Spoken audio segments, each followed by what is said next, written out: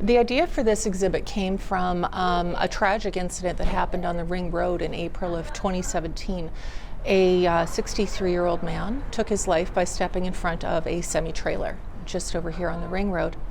And the media coverage that followed focused on the horror experienced by the emergency personnel and also by drivers by. But the story had very little to say about what state of mind the truck driver was in. That gave me the idea to shift and look at that as a topic. What's behind me right now is the part of the photo voice method that includes sharing with the public what the truckers actually talked about. The photo voice method includes a public exhibition because it allows the people taking part in the research to speak for themselves using photographs and using their own personal stories as responses to the question. Putting it up publicly allows their voice to be heard by policymakers, by people in the caring professions that would benefit from knowing how personal and professional tragedy has affected the truckers' lives. What you'll see here is some recollections about how their lives were affected in the immediate aftermath, but other questions that we explored came from the truckers themselves. One of the things they wanted to talk about actually was their relationship to the vehicle and to the profession.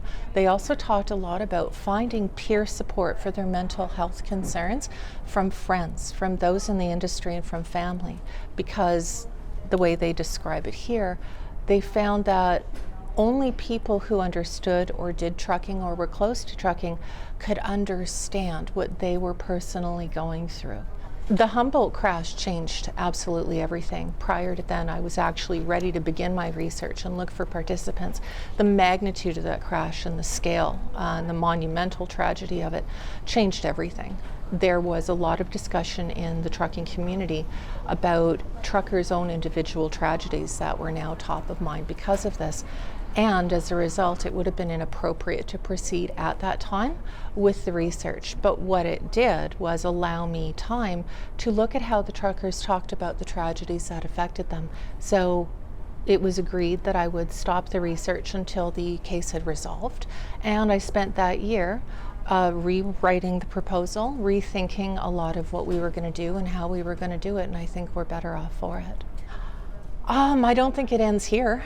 There was so much uptake, and the uptake was fast and furious and immediate. I had over 200 inquiries. I had inquiries from the southern United States right through to the Northwest Territories.